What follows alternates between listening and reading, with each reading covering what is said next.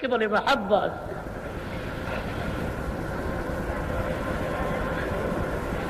মা ডেকে বলে আমি তোর মাথার মধ্যে মস্কের পরে মস্ক পানি দিলি চিরাবু বকর, মায়ের খবর নিলি না, মোহাম্মদের খবর জানতে চাইলি। নবীর কাছে তো মা আর বাপ কিছু না, দিলকে নরম করে দেন। কান্নাকাটি এটা আসলে আন্তরিকতার ব্যাপার। সবগুলো মানুষকে এক সমান দিল দিয়ে আল্লাহ বানায় না মিয়া, কিছু লোক আছে যে দিল খুব নরম। আবু বকর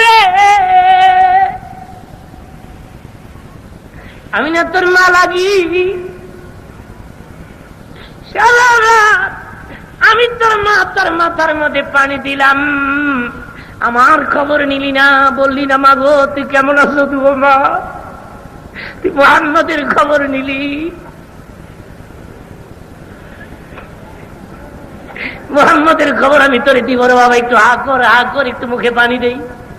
আবু বকর ডেকে বলে মাগো মুহাম্মদ সাল্লাল্লাহু আলাইহি সাল্লামকে তুই নয়নে যতক্ষণ না দেখবো মুখের মধ্যে আর নিব না গো মা, আর নিব না। মুহাম্মদ সাল্লাল্লাহু আলাইহি সাল্লামকে আমি দেখতে চাই।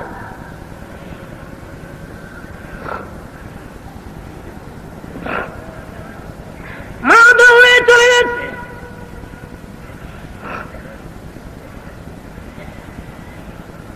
এগুলি সব কিতাবের আলোচনা আমি রাখছি এবং বিশুদ্ধ আলোচনা। মা দৌড়ে চলে গেছে, যাইয়া বলে মুহাম্মদ আমার ছেলে তোমাকে দেখতে চায়।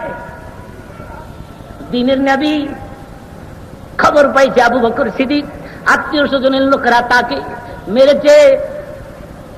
দিনের নবীর কলিজার মধ্যে আগুন লেগে গেছে।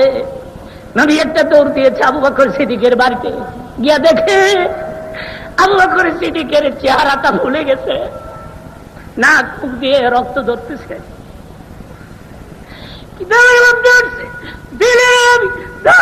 করে চোখের পানিগুলো চলে দিলেন।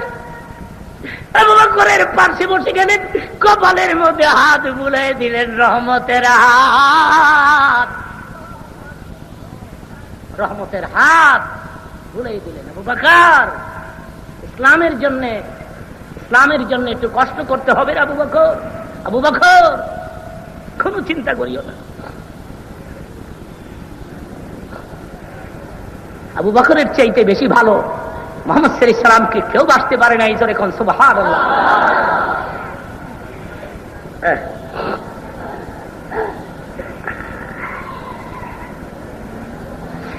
লা ইউমিনু আহাদুকুম হাত্তা আকুনা আহাব্বা ইলাইহি মিন ওয়ালিদিহি ওয়া ওয়ালাদিহি ওয়ান নাসি আজমাইন। এই হাদিস যেদিন মুহাম্মদ সাল্লাল্লাহু আলাইহি সাল্লামের মুখ থেকে বের হয়ে আসছে, ছোট্ট একটি ঘটনা আপনাদেরকে শোনাচ্ছি। বক্তৃতা অনেক সময় বলে থাকি, আবু বকর সিদ্দিকের শানে কথাটা হাদিস শরীফ আছে। আবু বকর নবীকে জান এবং মাল দুটোটা দিয়ে ভালোবাসতেন। জোরে এখন সুবহানাল্লাহ। হাদিস শরীফের মধ্যে আছে জিহাদের ময়দানে সাহায্যের জন্য দিনের নবী মদিনার মসজিদের বারান্দায় একদিন নিজের চাদর বিছাই দিয়ে বললেন, মদিনার মুহাজির আনসারেরা রে, তোমরা যে যা পারো আমার চাদরের মধ্যে সাহায্য রাখো। চতুর্দিক থেকে সাহায্য আসতেছে। আবু বকর সিদ্দিক তার স্ত্রীকে ডেকে বলে, মহিলা এবং মা বোনেরা, আমার মা বোনেরা, আবু বকর সিদ্দিকের স্ত্রী মুহাম্মদ সাল্লাল্লাহু আলাইহি সাল্লামকে কত ভালোবাসতেন আপনারা শুনুন, আমি বলছি। আবু বকর ডেকে বলে, বিবি, নবী তো নিজের চাদর বিছাই দিয়েছেন মসজিদে নববীর সামনে জিহাদের সাহায্যের জন্য, আমি কি দেব? আমার যে কিছু নাই রে বিবি। তখন আবু বকর গরিব হয়ে গেছেন। এককালে উনি বিরাট বড় ধনী সাহাবী ছিলেন, আজকে উনি গরিব হয়ে গেছেন। ওনার বিবি ডাক দিয়ে বলে, আবু বকর, ঘরে যা কিছু আছে সব সব প্যাকেট করে নবীর নামে কোরবানি দিয়ে দাও। কিতাবের আবু বকর সিদ্দিক ঘরের মধ্যে প্রবেশ করে ঘরের ভিতরে যা ছিল প্যাকেট করে কাঁধে করে ঘর থেকে রওনা হয়ে যাচ্ছে দিনের নবীর জন্য। আবু বকরের বিবি ডেকে ডেকে বলেন, আবু বকর রে, মদিনার বহু মহিলারা দিনের নবীর চাদরের মধ্যে সাহায্য দিচ্ছে, আমি কি দিব রে আবু বকর? সিদ্দিক ডেকে বলে, কিছু থাকলে দিয়ে দাও, দিনের নবীকে তোমার সালাম বলে দিব। মহিলাদেরকে বলছি, মাগো, আবু বকর সিদ্দিকের স্ত্রীও জিহাদের জন্য সাহায্য করেছেন। আবু বকর একটু থামান, ঘরের ভেতর প্রবেশ করে কিচ্ছু নাই দিবার মতো। আবু বকরের স্ত্রীর কিছু নাই। একটু চিন্তা করবেন, একটু চিন্তা করবেন, কিচ্ছু নাই, কি দিবেন উনি? ঘরের ভেতরে প্রবেশ করে পরনে একটা কাপড় ছিল, কাপড়টা খুলে প্যাকেট করেছে খেজুর পাতার পাটি দিয়া, খেজুর পাতার পাটি দিয়া লজ্জাস্থান ঢেকে, শরীর ঢেকে ঘরের ভেতরে বসে এই কাপড় প্যাকেট করে আবু বকরের হাতে দিয়ে বলে, আবু বকর রে, দিনের নবী রে, আমার সালাম বলে দিও। পৃথিবীতে এই ধরনের দৃষ্টান্ত কেউ স্থাপন করতে পারে নাই। যে কথাটা আমি এখন বলছি, কথার ইঙ্গিত হাদিস শরীফের মধ্যে আসছে, জোরে করে সুবহানাল্লাহ। আবু বকর দিনের নবীর চাদরের কোণার মধ্যে রেখে দিলেন প্যাকেট দুইটা, প্যাকেট দুইটা, একটা নিজের আর একটা স্ত্রী। দিনের নবী ডেকে বলে, আবু বকর রে, আমি তো তোমাকে সাহায্য দিবার জন্য বলি নাই রে আবু বকর। নবী জানতেন আবু বকরের দূর অবস্থা, আবু বকর গরিব হয়ে গেছে। আবু বকর, আমি তো তোমাকে সাহায্য দিবার জন্য বলি নাই রে আবু বকর। হযরত আবু বকর বলেন, দিনের নবী বলেন নাই ঠিক, কিন্তু নিজের চাদর বিছাইয়া, নিজের ব্যবহারের চাদর বিছাইয়া তো ইতিপূর্বে কোনদিন আপনি সাহায্য চান নাই। আল্লাহ রাব্বুল আলামিন যদি ঘোষণা দেয়, আমার হাবিবের চাদরের মধ্যে যারা সাহায্য করেছে এরা আমার বন্ধুর সঙ্গে আজকে জান্নাতে যাবে, একে বলে মাহাব্বত। নারী দিগো, যারা আজাব আপনার চাদরে সাহায্য দিবে এরা তো আপনার সঙ্গে জান্নাতে চলে যাবে। আমি যদি কিছু না দেই, আমি অনেক পেছনে পড়ে যাব গো নবী, বহু পেছনে পড়ে যাব, আমি অনেক পেছনে পড়ে যাব গো নবী। আমি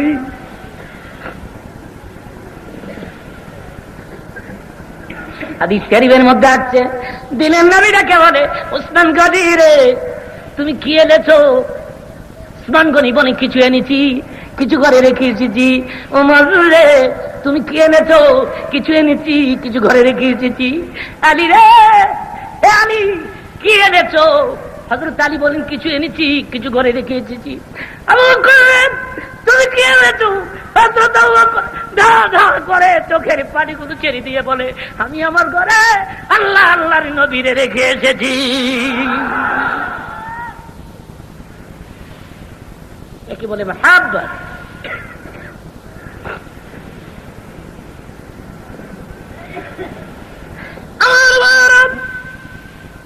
নিজের বিবি পরনের কাপড় খুলে দিয়েছে, এটা তো নবীর কাছে বলার ব্যাপার নয়। লজ্জায় উনি কথাটা গোপন রেখে দিলেন, লজ্জায় উনি বললেন না, উনি গোপন রেখে দিলেন।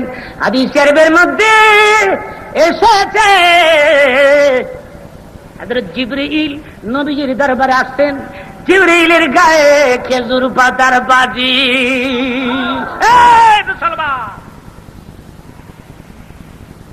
আপনি মনে করেছেন সাহাবীরা নবীর জন্য জীবন দিবে আর আল্লাহ তার বিনিময়ে কিছু দিবেন না, এটা মনে করেছেন নাকি?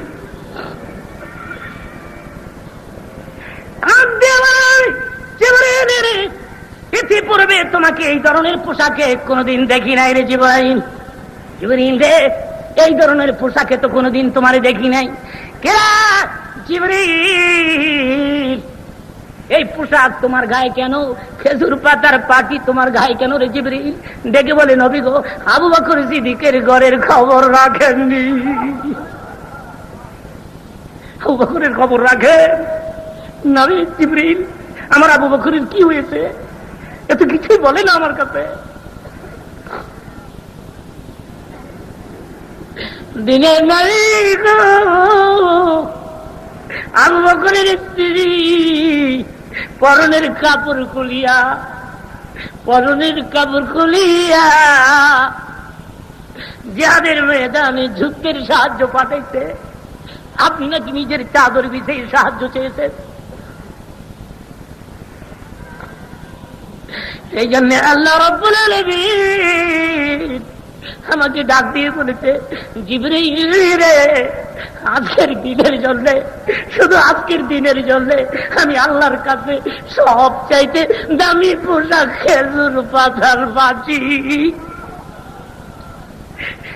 এই পাচি গায়ে দিয়ে তুই আমার বন্ধুর দরবারে যাবি, আমার বন্ধুরে আমার সালাম বলে দিবি। ইসলামের জন্য জীবনের প্রথম রক্ত দিলেন আবু বকর। সেই জন্য নবী বলেছেন, দুনিয়ার মানুষের নেক যদি এক পাল্লার মধ্যে দেয়, আমার আবু বকরের নেক অপর পাল্লায় দিলে, টান দিলে আবু বকরের নেকের ওজন ভারী হয়ে যাবে।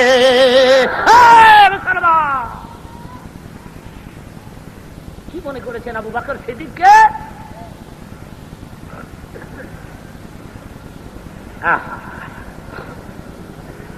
দিলকে আরো নরম করে দেন, কোন শব্দ এখানে হবে না।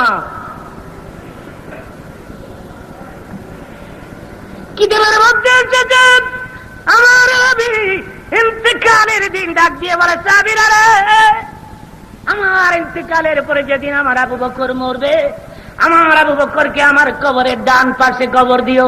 কিয়ামতের ময়দানে আমি আমার আবু বকরকে ডান হাতে ধরে উঠবো কবর থেকে, ডান হাতে। আবু বকর আমার ডান হাতে থাকবে। আবু বকর সিদ্দিক কে শানে দিনে নবী বললেন, আবু বকরের কবর হবে আমার কবরের ডান পাশে, জোরে কোন সুবহানাল্লাহ। আর আবু বকর যেদিন মারা যান, সেদিন হযরত আলীকে ডেকে বলেন, আলী রে, তুই একটা কাজ করি, বলেন আলী, আমার পুরান জামা দিয়ে আমার কাপড় পরাবি রে আলী, নতুন কোন কাপড় নয়। সুবহানাল্লাহ, সুবহানাল্লাহ। আলী রে, পুরান জামা দিয়া আমার কাপড় পরাবি রে আলী, আমার লাশ হয়ে যাবি দিনের নবী রওজার কাছে, ডাক দিয়ে বলবি রে আলী, আমি আবু বকর নবীর পায়ের সামনে এসে গেছি, যদি নবী আমাকে গ্রহণ করে নবী রওজার কিনারে আমার কবর দিবি, আর যদি রে আলী নবী কোনো আওয়াজ না করে, শব্দ না দেয়, তাইলে বলে করবি আলী রে, নবীর বিদায়ের পরে আমি তার অন্তরে দুঃখ দিয়ে ফেলেছি রে আলী। তাইলে কি করবি রে আলী? তাইলে আমাকে নবী রওজার কিনারে কবর দিবি না, তাইলে দিবি আমাকে জান্নাতুল বাকিতে, দূরে জান্নাতুল বাকিতে কবর দিবি। হযরত আলী বলেন, পুরান জামা দিয়ে কাপড় পরায়া আবু বকরের লাশ নিয়ে চলে গেলাম নবীজি রওজার কিনারে। আমি আলী সিজদায় পড়ে গেলাম, ডাক দিলাম, নবী গো নজর করে দেখেন আপনার আবু বকর আপনার পায়ের সামনে এসে গেছে। হযরত আলী বলেন, একবার দুইবার তিনবার ডাক দিলাম, কোনো সাড়া নাই, কোনো শব্দ নাই। আবু বকর চিন্তায় পড়ে গেলেন, তাইলে কি দিনের নবী আবু বকর কি ভুলে গেছে?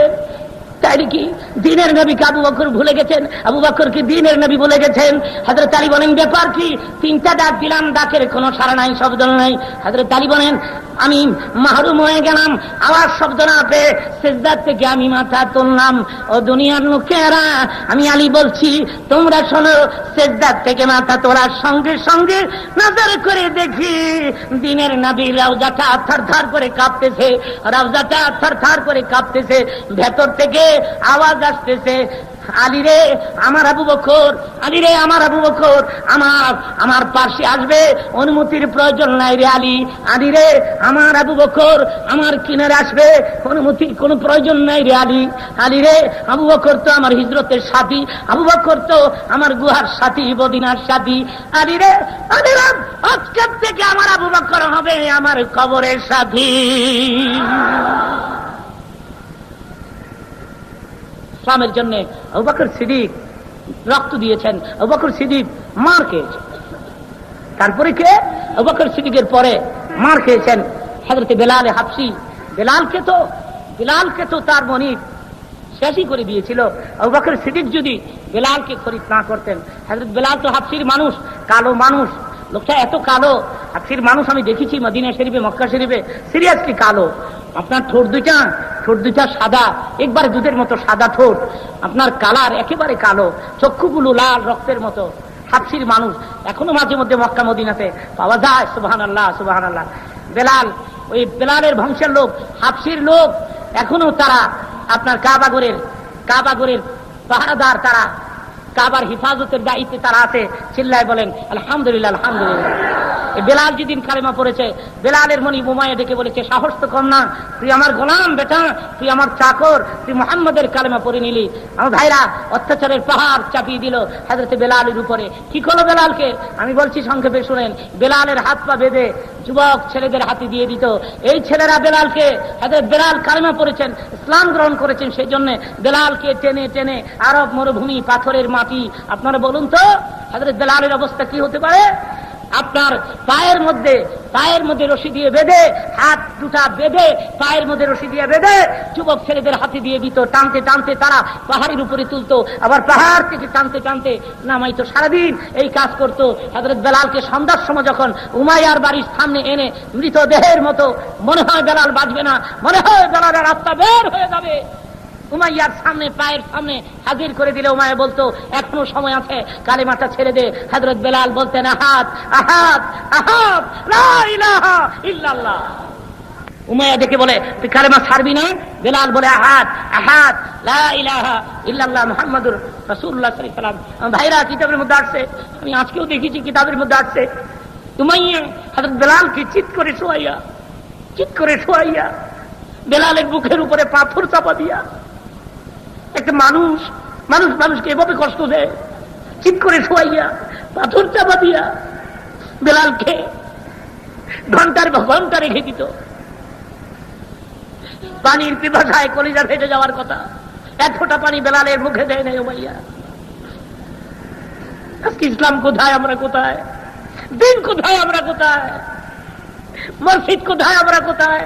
নামাজ কোথায়, আমরা কোথায়? পর্দা কোথায়, আমরা কোথায়?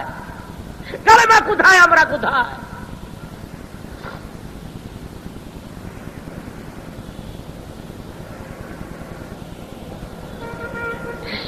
এক সপ্তাহ পর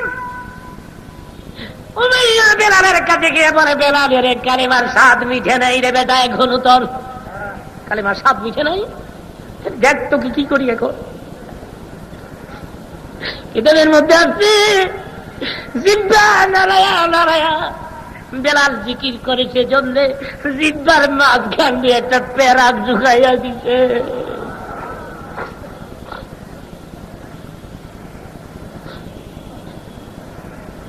মোটা পেরাক বেলালের জিহ্বার মাঝখান দিয়ে ঢুকাই দিলে বেলাল কয় আহাদ, আহাদ, লা ইলাহা ইল্লাল্লাহ। আল্লাহর বোধহয় চক্ষু নাই, আল্লাহ বোধহয় এগুলি দেখেন না।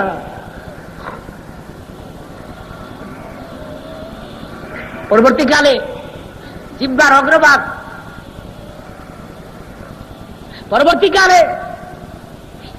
অগ্রভাগ, শুকাইয়া মোটা হয়ে গেছে। বেলাল সিন উচ্চারণ করতে পারে না, শব্দটা আসাদু, উনি বলতেন আসাদু।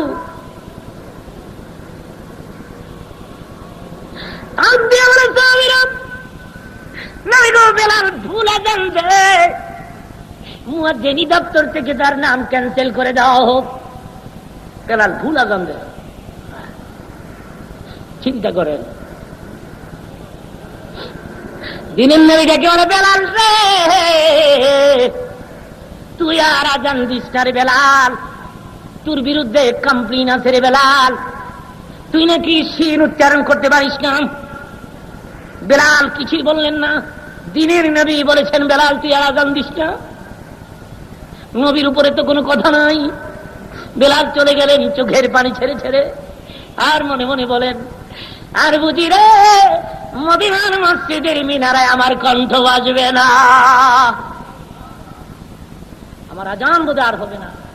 হ্যাঁ, একদিন, দুই দিন, 3 দিন পরে আল্লাহ রাব্বুল আলামিন হযরত জিবরীলকে পাঠিয়ে দিলেন, জিবরীল আমার বন্ধুরে গিয়ে আমার সালাম বলবি, আর বলবি ওদের কি হয়েছে, কি হয়েছে ওদের, আজকে 3 দিন ধরে মদিনার মসজিদে আজান হয় না কেন। জোরে বলেন মিয়া সুবহানাল্লাহ। ভালো একজন মুয়াজ্জিন নিয়োগ করা হয়েছে, বিশুদ্ধ আজান দেয়, বিরাট বড় কারি সাহেব, আন্তর্জাতিক কারি, আজান দেওয়ার জন্য ঠিক করা হয়েছে। কিন্তু খবর আসছে আল্লাহ পাকের দরবার থেকে, মুহাম্মদকে গিয়ে বলো মদিনার মসজিদে 3 দিন ধরে আজান হয় না কেন। হযরত জিবরীল বলে, হুজুর মসজিদে আজান হয় না? নেই। বলে কেন হয়? আল্লাহ যে বলেছেন আজান হয় না। নবীজি বলে, জিবরীল রে, আজান হয়, আকামত হয়, আমি নিজেই ইমামতি করি। কি মনে করলেন? বেলালের দাম কত মিয়া? সুবহানাল্লাহ কোন? চিল্লায় বলেন। হাফসির কালো একটি মানুষ, ঠোঁট সাদা, চোখ লাল, কালার কালো। হাফসির মানুষ জীবনে এরকম কালা দেখিনি আমি। কালা চামড়া, খসখসে কামড়, গুয়ের চামড়া আছে না, গুই আছে না, গুইয়ের মতো খসখসে চামড়া, ঠোঁট 2টা দুধের মতো সাদা, চোখ 2টা রক্তের মতো লাল। হাফসির মানুষ। বেলালের দাম কত মিয়া দেয়? সিন কই তারা না, সিন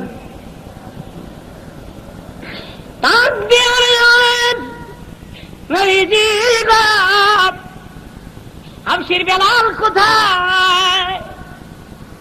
হাফসির বেলাল যতদিন আজান ভিজি আপনার মসজিদের মিনারায় উঠবে না, আজান দিবে না, আজান আল্লাহ রাব্বুল আলামিনের দরবারে পৌঁছবে না। আজান তো এখনো মদিনার মসজিদে হয়। একটু জোরে বলেন তো, বেলালের আজান হয়? একটু ভালো করে কোন, বেলালের মতো আজান হয়? নবী বেলালকে ডাকালেন, ডাক দিয়ে বলে, বেলাল রে। জি হুজুর। এই আল্লাহর সাথে তোর সম্পর্ক কেমন? সুবহানাল্লাহ বলেন মিয়া। বেলাল কই, হুজুর আপনি কি বলেন আমি বুঝি না। হুজুর একটু ভালো করে খুলে বলেন। আল্লাহর সাথে খুব সম্পর্ক তোর, তাই না? হুজুর কি হয়েছে? আরে তোর আল্লাহ খবর পাঠাইছে, তুই আজান না দিলে আল্লাহ কারো আজান শুনবে না। মুসলমান, বেলালের দাম কত দেখে। বেলালে মিনারায় উঠ, তুই আজান দে। একটা প্রশ্ন আমাকে করতে পারেন, আমি জানি মৌলানা যুক্তিবাদী সাহেব, যেখানে আল্লাহ বেলালের আজান এত ভালোবাসেন, মুহাম্মদ সাল্লাল্লাহু আলাইহি ওয়াসাল্লাম বেলালকে নিষেধ দিলেন কেন? বেলাল আজকে থেকে আজান দিস না, তোর বিরুদ্ধে কমপ্লেন আছে। তার জবাব হলো, নবীজি চান বেলালের মূল্য আগের চাইতে আরো বাড়ুক। এখন আপনারা বলেন, বেলালের দাম আগের চাইতে বেশি না কম? এখন যদি উনি সিন নাও কয়, আসাদু, ঠিক বলেছেন, যে এখন যদি উনি আগে তো সিন উচ্চারণ করতে পারে না, আসাদুর মধ্যে আস কইছে, এখন যদি সিন বাদও দেয় কোনো অসুবিধা আছে? জোরে বলে। মুহাম্মদ সাল্লাল্লাহু আলাইহি ওয়াসাল্লাম বেলালের আজানের পাগল ছিলেন। আমি সংক্ষেপে চিত্রটা তুলে ধরি আপনাদের সামনে, আপনাদের দিল নরম হয়ে যাবে। দিনের নবী যেন ইন্তেকাল করলেন, গোটা মদিনা স্তব্ধ হয়ে গেল। মদিনার চারদিকে কান্নার রূপ পয়দা হয়ে গেল, যেন পাহাড় কাঁদতেছে, যেন পর্বত কাঁদতেছে, বৃক্ষ তরুলতে স্তব্ধ হয়ে গেছে। তারপরে বকরি, বেড়া, উট, ধুম্বা এগুলি গাছে মুখ লাগায় না, জোরে এখন সুবহানাল্লাহ কেন? মুহাম্মদ সাল্লাল্লাহু আলাইহি ওয়াসাল্লাম ইন্তেকাল করে গেছে। এমন কি কিতাবের মধ্যে আমি পেয়েছি, দুধের বাচ্চা মায়ের স্তনে মুখ দেয় না। মা কত চেষ্টা করে নিজের বাচ্চাকে দুগ্ধ পান করাবার জন্য। মুহাম্মদ সাল্লাল্লাহু আলাইহি ওয়াসাল্লাম তখন ওনার কাফন দাফন হয় নাই, নবী মাত্র ইন্তেকাল করেছেন। নবীর জানাজার নামাজ হচ্ছে খন্ড খন্ড ভাবে, বিরাট বড় জামাতে নবীর জানাজা হয় নাই, খন্ড খন্ড জামাতে নবীর জানাজা হচ্ছে। চতুর্দিক থেকে সাহাবীরা আসতেছে, জামাত হচ্ছে, গোটা মদিনা স্তব্ধ হয়ে গেছে। ঠিক সেই সময় মায়ের স্তন কচি বাচ্চার মুখের মধ্যে দিলে বাচ্চারা ঠোঁট দুটাকে বন্ধ করে রাখে, মায়ের দুগ্ধ পান করে না। চিন্তা করেন অবস্থা কোথায়। আবু বকর কান্দে, ওমর কান্দে, ওসমান গনি কান্দে, সবাই কান্দে, সবার চোখে পানি। ফাতেমার অবস্থা কি আর বলবো, হাসান হোসেনের অবস্থা আর কি বলবো। আমি শুধু বিলালের কথাটাই বলি, বিলালের প্রসঙ্গে কথা উঠেছে সেজন্য আমি আপনাদেরকে শোনাই দিচ্ছি ছোট্ট করে সংক্ষেপে। হযরত বেলাল ছোট্ট একটা গাঁঠুরি বেঁধে ওই গাঁঠুরি কাঁধে করে আসছে আবু বকর সিদ্দিকের কাছে। আবু বকর, কি আপনারা থাকেন মদিনায়, আমাকে বিদায় দিয়ে দেন। আপনি তো লিডার, নেতৃত্ব তো আপনার কাছে দিয়ে গেছে মুহাম্মদ সাল্লাল্লাহু আলাইহি ওয়াসাল্লাম, তা আপনার পারমিশন ছাড়া কেমনে যায়? আমারে বিদায় দেন, আমি মদিনা আর থাকবো না। আবু বকর সিদ্দিক ডেকে বলে, বেলাল রে, তোরাই শুধু নবীকে ভালোবাসো, আমি নবীকে ভালোবাসি না।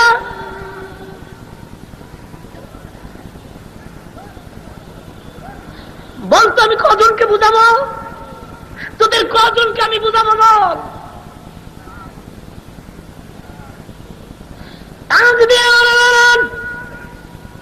মরিকে চলে বেরলাম, নবীদের রওজা দেখলে আমার কলিজা ফেটে যায়, নবীর কবর দেখলে কলিজা ফেটে যাবে। সম্ভব না, বিদায় দেন, আমি মদিনা ছেড়ে চলে যাচ্ছি। সেজন্য কোন কবি লিখেছেন, কান্দিয়া হযরত বিল্লাল হয়ে গেলেন দেওয়ানা, শাম দেশের অভিমুখে হইলেন বিল্লাল রওয়ানা। মুখে শামে চলে গেলেন। 1, 2, 3, 4, 5 মাস, কোন কোন বর্ণনা আসছে 5.5 মাস পরে মদিনা ছেড়ে বেলাল চলে গেছেন। 5.5 মাস পরে ঘুমের ঘরে স্বপ্নে দিনের নবী বেলালকে ডাকছেন। 5.5 মাস পরে স্বপ্ন যোগে বলছেন, নবী কাঁদলে আমায় পাবে না। কত ভালোবাসে মুহাম্মদ সাল্লাল্লাহু আলাইহি ওয়াসাল্লাম বেলালকে, জোরে বলেন সুবহান। স্বপ্ন যোগে বলছেন, নবী কাঁদলে আমায় পাবে না, আমায় যদি চাওয়া বিল্লাল ফিরে এসো মদিনা।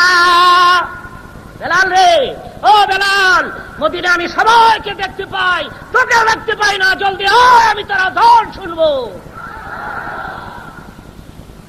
5.5 মাস পরে হযরত বেলাল আসছে। কথা বোঝার চেষ্টা করুন, 5.5 মাস পরে বেলাল আসছে। হযরত ফাতেমা বাবার ইন্তেকালের পরে মাত্র 6 মাস জীবিত ছিলেন, মাত্র 6 মাস। 5.5 মাস হয়ে গেছে, আর কয় মাস ফাতেমার হাতে বাকি আছে?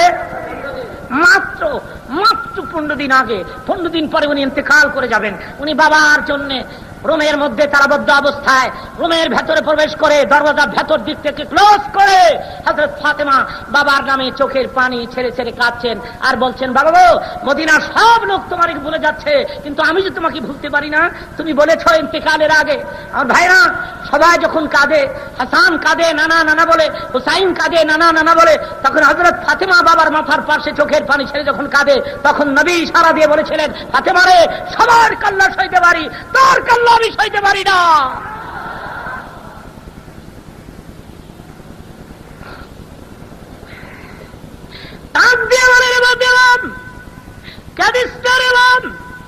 তোর কানটা আমার মুখের গোড়ায় লাগাই দে। হযরত ফাতেমা বাবার মুখের মধ্যে ডান কান লাগাই দিলে দিনের নবী বলে, মারে কাঁদিস না রে মা, মদিনার মাটির নিচে আমি ঘুমাইতে যাই। মারে, মদিনার মাটির নিচে আমি ঘুমাবো, কাঁদিস না রে মা। শুনলে বলতে আমার ইন্তেকালের পরে 6 মাসের মধ্যে মদিনায় কোন মানুষ মৃত্যুবরণ করবে না রে মা। কবরে তোর সাথে প্রথম আমার দেখা হয়ে যাবে। 6 মাস জীবিত ছিলেন হযরত ফাতেমা।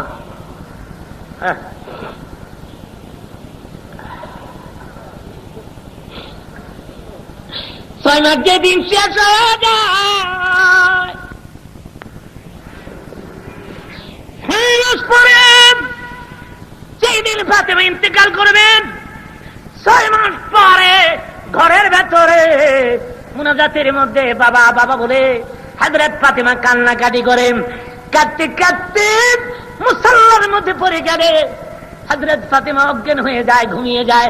ঘুমের ঘরে স্বপ্নে দেখে দিনের নবী ফাতেমার ঘরের দরজায় দাঁড়িয়ে আছে।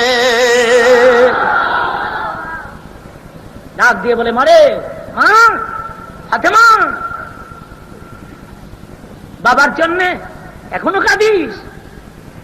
কান্না শেষ হয় নাই?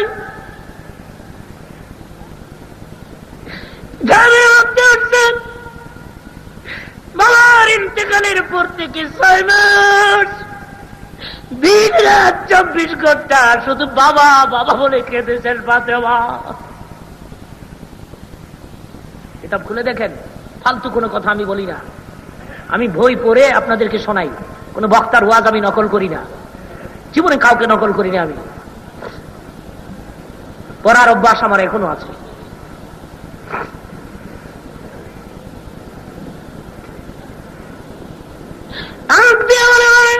দিলকে এখন কাদামাটির মতো নরম করে দেন, একবারে কাদামাটি করে দেন। নদীর মহব্বতে এক ফোঁটা পানি কেউ যদি ছেড়ে দিতে পারেন, আমি বলে গেলাম কিয়ামতের ময়দানে তোমার চোখের পানি তোমাকে নবী পাকের কিনারে পৌঁছায় ছেড়ে দিবে। আল্লাহর কাছে সবচেয়ে বেশি প্রিয় হলো বান্দার চোখের এক ফোঁটা পানি। দিলকে নরম করে দেন। ফাতেমা রে, তোর কান্না শেষ হয় নাই মা? তুই এখনো কাঁদবি?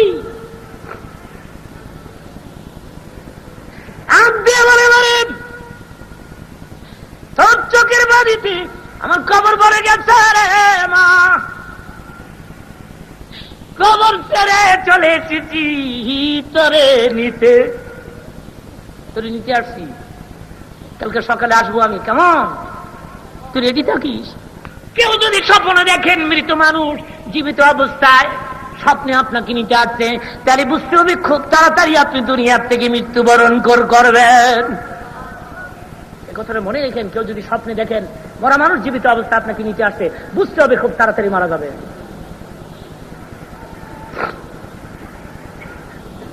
প্রভাত হয়ে গেল, জ্ঞান ফিরে আসছে, ফজরের নামাজ পড়ে আসছে, ফাতেমা ডাক দিছে, আমার হাসান কই, আমার হুসাইন কই? দুই পোলা দৌড়ে আসছে, মা গো, কি গো মা, কোনদিন তো সকালে এইভাবে তুমি আমাদের ডাক দেও না। দুই হাত বাড়ায়া, দুই হাত বাড়ায়া, হ্যাঁ, দুই হাত বাড়ায়া হাসান হুসাইনকে কোলে করে চুমু খায় আর বুকে লাগায়। দেখে বলে, হাসান হুসাইন মা গো, 6 মাসের মধ্যে তো কোনদিন তুমি আমাদের কোলে লাও নাই। মা, নানার কথা ভুলে গেছো? সুবহানাল্লাহ। হযরত ফাতেমা, তোমরা কি আছো? 2 মস্ক পানি এনে দাও। 1 মস্ক পানি দিয়ে ইমাম হাসানকে গোসল দেয়, আরেক মস্ক পানি দিয়ে হুসাইনকে গোসল দেয়। নিজের হাতে নিজের ছেলের দয়কে, সন্তান দয়কে গোসল দেয়। হাসান হুসাইন দেখে বলে, মাগো, এত সকালে তো কোনদিন জীবনে গোসল দেও নাই গো মা। মাগো, কিসের গোসল গো মা? কেন গো মা এত আদর করো কেন আজকে? কি হয়েছে গো মা তোমার? হযরত ফাতেমা আর চোখের মধ্যে পানি রাখতে পারে না, ধা ধা করে চোখের পানিগুলো ছেড়ে দিলেন আর ঢাক দিয়ে বললেন, আমার বুকে আয়, তোদের নানা আজকে আমারে নিতে আসবে। তোদেরকে রেখে চলে যাচ্ছি। আর জানু স্যার কান্দে রে, চিৎকার মানে কান্দে। কয়দিন আগে নানা আমাদের এতিম করে, নানা এতিম করে আমাদের চলে গেছে মা। 6 মাসের মধ্যে তুমি যদি চলে যাও বাবা, কার মুখে ঘুমাবো? মা কয়ে কারে ডাক দিব? না খাইয়া কে খাওয়াবে গো মা? অমনি হযরত আলী ঘরের মধ্যে প্রবেশ করলে হযরত ফাতেমা একটা দৌড় দিয়া স্বামী আলীর 2টি পায়ের মধ্যে পড়ে গেছে, আমারে মাফ করে দাও।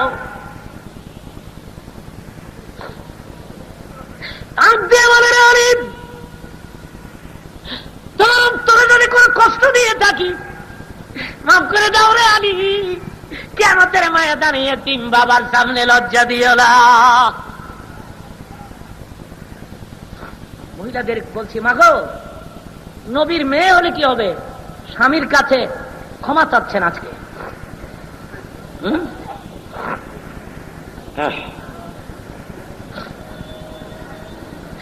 ঝগড়া হয়, আমি মানি, স্বামী স্ত্রীর মধ্যে ঝগড়া হয়।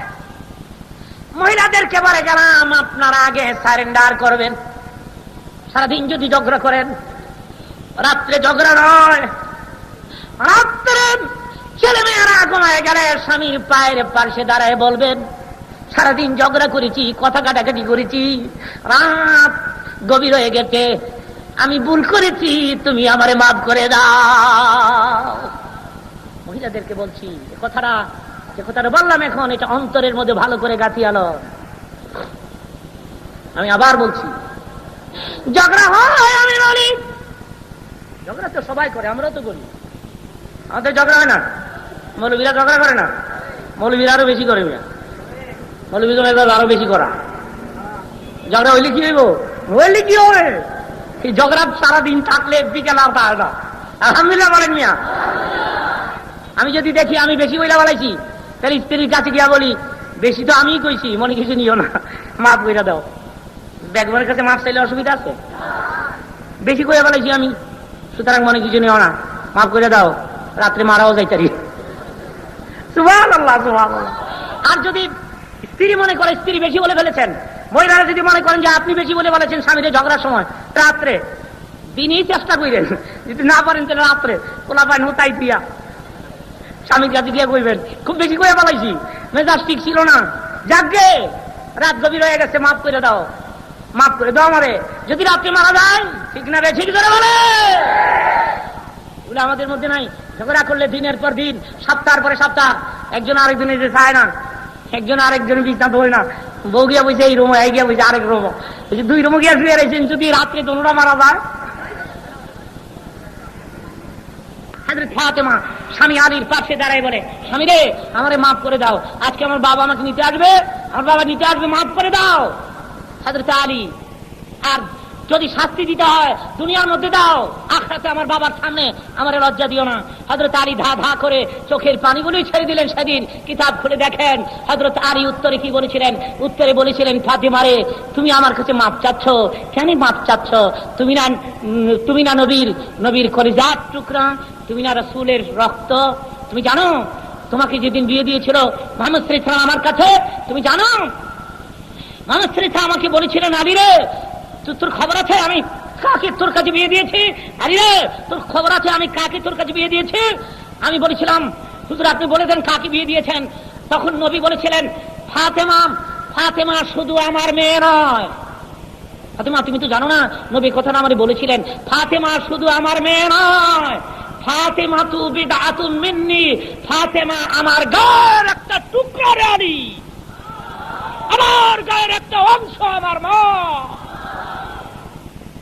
ফাতেমা, তুমি নবীর গায়ের অংশ না, মুহাম্মদ সাল্লাল্লাহু আলাইহি ওয়াসাল্লামের গায়ের টুকরা না, তুমি নবীর ব্লাড না, তুমি আমার কাছে মাপ চাও, বরং আমারে মাফ করে দাও।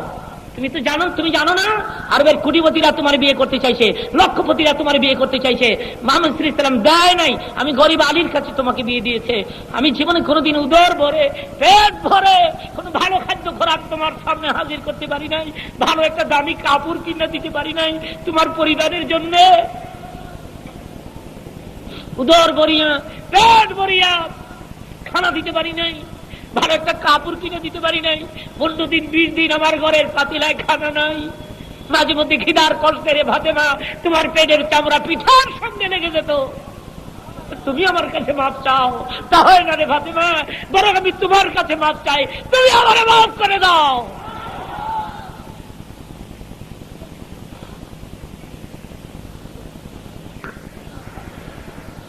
মাত্র 5.5 মাস ফাতেমা ইন্তেকাল করে যাবেন। হযরত বেলাল আসছে মদিনাতে, গভীর রাত, মদিনার মসজিদে রাজা পাকের কিনারে দাঁড়ায় বেলাল আযান দিয়ে দিলেন। ওই যে নবী স্বপ্নে ডাক দিছে, স্বপ্ন যুগে বলছেন, নবী কাঁদলে আমায় পাবে না, আমায় যদি চারে হে বিল্লাল ফিরে এসো মদিনা, ফিরে এসো মদিনা। বেলালে বহুদিন হয় আমি নবী তোর আযান শুনি না। হযরতে বেলাল হাবশী মদিনার মসজিদের মিম্বারে দাঁড়ায়া আযান দিয়ে দিলেন, আসসালাতু খায়রুম মিনাল লাউম। বেলালের কণ্ঠ মদিনার লোকেরা বুঝে কিনা জোরে কর, বুঝে কিনা জোরে কর। বেলালের কণ্ঠ অনেক দূরে পৌঁছে যেত। হযরত ফাতেমা তখন 5.5 মাস পরে মুসাল্লায় মুনাজাতে বাবার নামে কাঁদতেছেন। কাঁদতে কাঁদতে কাঁদতে কাঁদতে অস্থির হয়ে যাচ্ছেন। হঠাৎ করে ফজরের আজানের সময় বেলালের কণ্ঠ শুনতে পেলেন, বুঝতে পারলেন বেলালের আওয়াজ তো এটা। বেলাল তো 6 মাস আগে, 5.5 মাস আগে মদিনার থেকে বিদায় হয়ে গেছেন। তো বেলালের কণ্ঠ মনে হচ্ছে। এই অবস্থায়, দুর্বল অবস্থায় আস্তে করে স্বামী আলীর কদমের কিনারে যাইয়া পা মন্থন করলে আলীর ঘুম ভেঙে যায়। ডাক দিয়ে বলে, আলী রে, কে কে? ফাতেমা, ফাতেমা কি হয়েছে আপনার? না কিছু হয় নাই, একটু শোনেন তো বাবার মসজিদের মিনারায় কার কণ্ঠ, কার আওয়াজ? হযরত আলী ডেকে বলে, ফাতেমা রে, এ তো বেলালের কণ্ঠ, বেলালের আওয়াজ মনে হয়। হযরত ফাতেমা দাঁড়িয়েছিলেন, বসে গেলেন।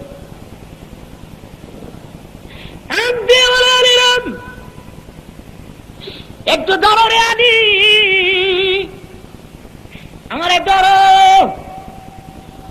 হযরত আলী বলেন, কি হয়েছে রে ফাতেমা, কি হয়েছে বলেন? না না কিছু হয় নাই, আমারে ধরো, আমি দাঁড়াইতে পারি না। তুমি জানো না, জানো না 5 মাস পর্যন্ত বাবার সুখে, বাবার বিয়োগ বিনিময় খানা পিনা ছেড়ে দিয়েছি, আমি দুর্বল হয়ে গিয়েছি। তুমি একটু ধরো রে আলী, আমারে ধরো, আমার বাবার মসজিদের মিনারার পাশে নিয়ে যাও। আলী বলেন, কি হয়েছে আপনার? আপনি শুধু পাগলামি করেন।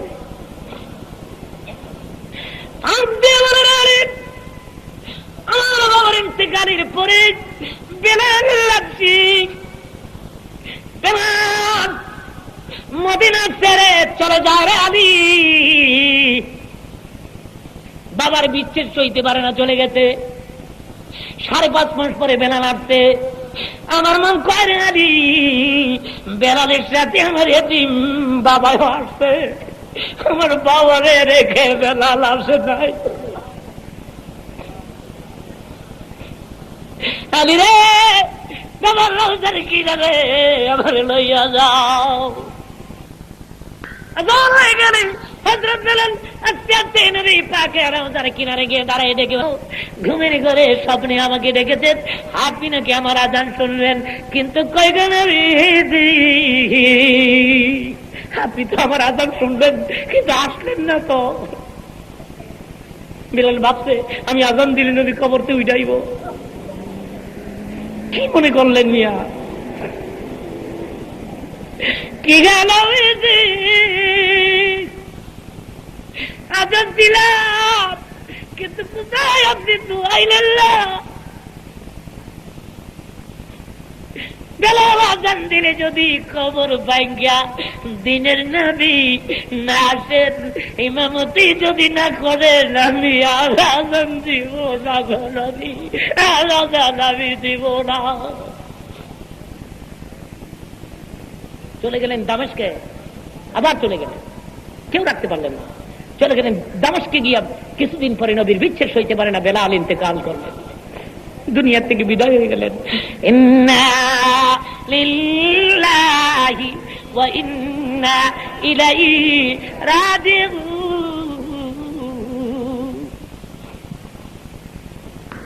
হাদিস শরীফ একদিন আমার নবীর বিবিগণ রাউন্ড টেবিলে বসেছেন, গোল টেবিলে আপোষে কথা কাটাকাটি করেন আর বলেন, আমাদের মধ্যে কাকে নবী বেশি ভালোবাসে? আয়েশা সিদ্দিকা ছিলেন অত্যন্ত বুদ্ধিমতী। আয়েশা সিদ্দিকা বললেন, চলেন নবীজির কাছ থেকে ব্যাপারটা জেনে আসি। তো সব বিবিরা একত্রিত হয়ে হুজুরের কাছে গেছে। আমার নবী বলেন, কি কি ব্যাপার? ও বিবিরা আমার,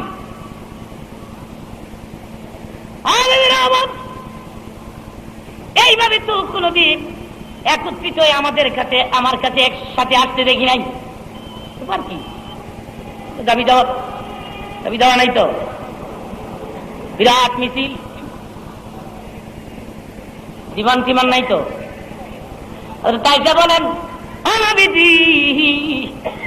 জীবনে এমন কোন জিনিস চাই নাই যেটা আপনি দিতে পারেন না। তাই যা বলেন আমি জীবনে কোন ভারী বোঝা আমরা তো আপনার ঘাড়ির মধ্যে চাপাইয়া দেই না।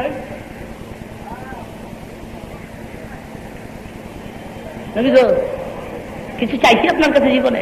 না, চান নাই তো, কিন্তু আজকে এভাবে একসাথে আসছেন কেন? আচ্ছা ঠিক আছে, বসুন, কি ব্যাপারটা কি বলে বলুন তো? তাই যা বলেন আবিজি, আমাদের মধ্য থেকে আপনি কাকে বেশি ভালোবাসেন? কাকে বেশি ভালোবাসেন? আমার নবী দেখি দেখি বলেন, একজনকে অনেক ভালোবাসি, তার নাম বলবো না। নাম বলবো, বুদ্ধি রাখতেন তো নবী। এই কথা শুই না ও সমস্ত বিবিরা বড় বড় চোখেরা হযরত আয়েশার দিকে তাকায়, আরে ডেকে বলে বুঝেছি বুঝেছি গো নবীজি, বুঝেছি। আয়েশার বয়স অল্প তো, সমস্ত বিবিরা ভাবছে আয়েশা সিদ্দিকারই বোধ হয়, নাম কমু না। তাই যা বলেন, তারপরে কি হলো শোনেন, আমি বলছি।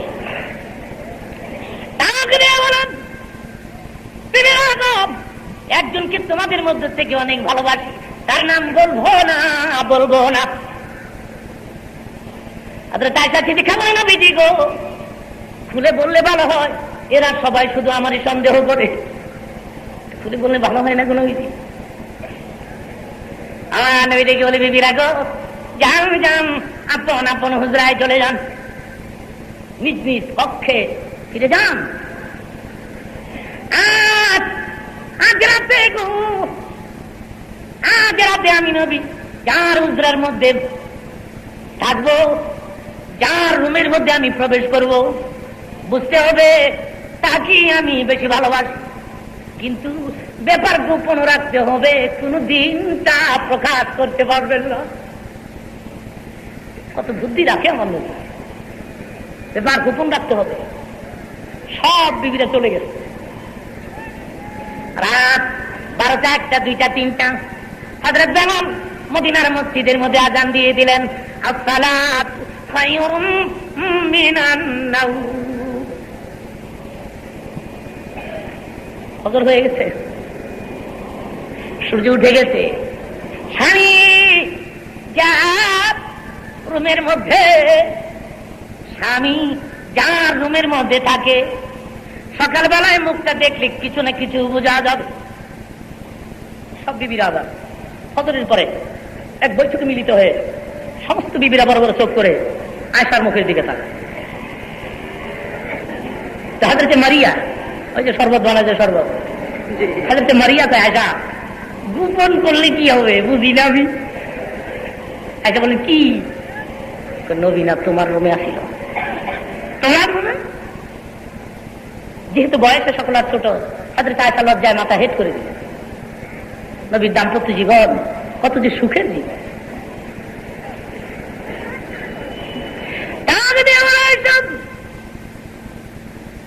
আল্লাহ দিলেন নবী আহাজে রাতে আমার রুমের মধ্যে প্রবেশ করেন নাই। কসমের উপরে তার কোনো কথা। হযরত মারিয়া বলে, পেয়ালার মধ্যে শরবত পড়ে রয়েছে, মারিয়া গো ও শরবত আছে বলে, শরবত আছে বলে দিনের নবী আজ রাতে আমাকে ডাকে না। প্রতিদিন মারিয়া গো শরবত আছে, কিন্তু আজকে নবীর সুন্দর কণ্ঠ আমি শুনি নাই, আল্লাহর কথা। সব বিবির একের পরে কসম খায়।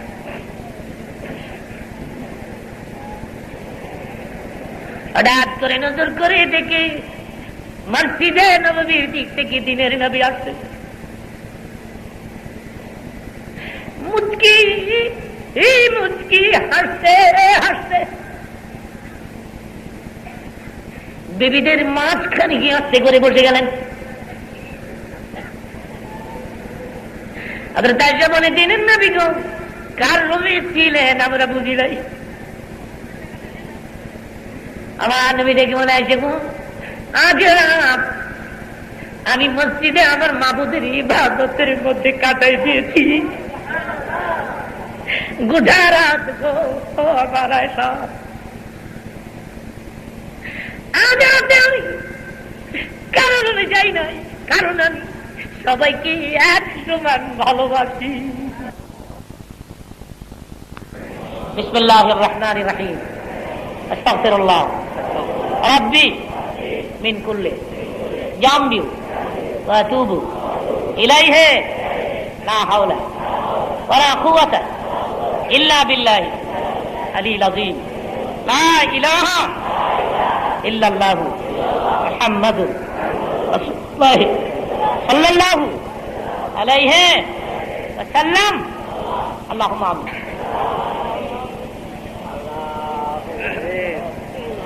ربنا ظلمنا أنفسنا وإن لم تغفر لنا وترحمنا لنكونن من الخاسرين. ওগো আল্লাহ তাআলা, পুস্তকগুলোর দিকে একটু তাকায় দেখো তো। মাবুদ গো, ও মাবুদ, তুমি দেখো তো একটু নজর করে, তুমি একটু দেখো কত বান্দা বান্দি তোমার, এরা বসে আছে এক ডাক মৌমাছির মতো। একটা লোক ঢাল নাড়ায় না, মা ঢাল নাড়ায় না। এরা আর শুনতে চায় তোমার বন্ধু, ওর জীবনী প্রাণ ভরে ভরে শুনতে চায়। রাত অধিক হয়ে গেছে, আমি আমার ভাইদেরকে নিয়ে তোমারই এই পবিত্র দরবারে ইতিমের মতো দুখানা হাত বিছাইলাম। তুমি আমাদের জীবনের সকল গুনাহ খাতাগুলো মাফ করে দাও। তুমি মাফ না করলে কে মাফ করবে? তুমি দয়া না করলে কে মোদের দয়া করবে? আল্লাহ মাবুদ, তার মানে কি আমি জানি না। কারো ছেলের অভাব, মেয়ের অভাব, অসুস্থায় ভুগতেছে, বেকার, চাকরির অভাব। এখন তুমি সকলার মনে নেক মাকসাদ গুলো পূর্ণ করে দাও মাবুদ গো। মাবুদ, এই সম্মেলনে যারা পরিশ্রম করে দিন রাত 24 ঘন্টা, ঈদের পরিশ্রম তুমি কবুল করো। সভাপতি সাহেব অসুস্থ, সুস্থ করে দাও। আমার স্নেহের ছাত্র অসুস্থ ভক্ত, একে তুমি সুস্থ করে দাও মাবুদ গো। এই সম্মেলনে যারা টাকা দেয়, পয়সা দেয়, সাহায্যগুলি তুমি কবুল করো মাবুদ গো। মাবুদ, হাজার হাজার লোক, এখন আমি কি দিয়া বিদায় দিব? দেওয়ার মতো আমার কাছে কিছু নাই গো আমার আল্লাহ। আমি মন খুলে দোয়া দিয়ে দিলাম মাবুদ গো। তোমার কুদরতি রহমতের কুলের মধ্যে ভাইদের তুলে দিলাম। তুমি তোমার কুলে করে করে সবাইকে যার যার বাড়িতে বসে দাও।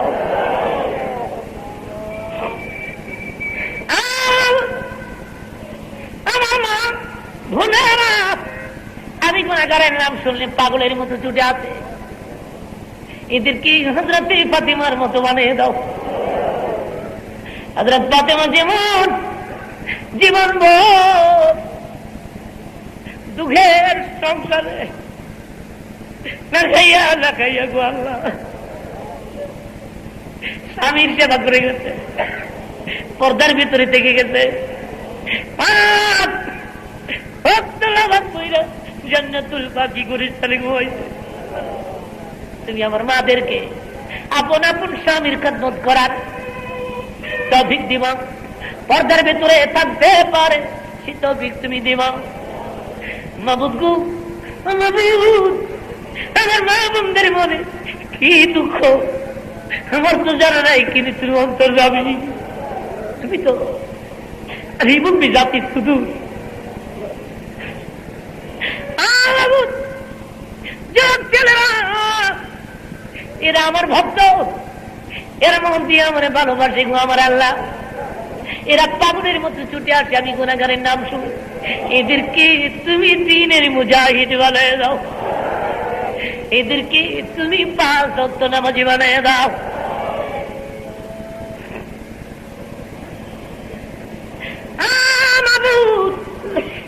জীবনে বহু মোনাজাত করেছি, কোন মোনাজাত কবুল হয়েছে আমি জানি না। আজকের এই মোনাজাতটা তুমি ফেরত দিও না।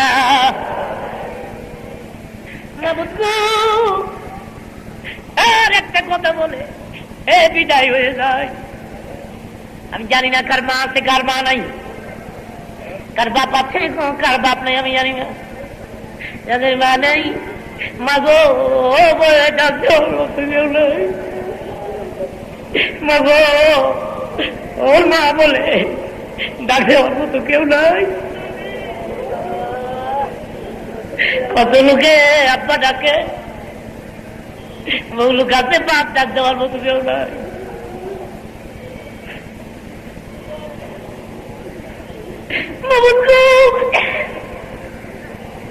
মাদুকিরি কত কষ্ট করে এই দুনিয়ার মধ্যে রেখে গেছে। 10 মাস 10 দিন পেটে বোঝা বুঝতে মায়ের কলিজার মধ্যে নাতি মেরে দুনিয়া এসেছি।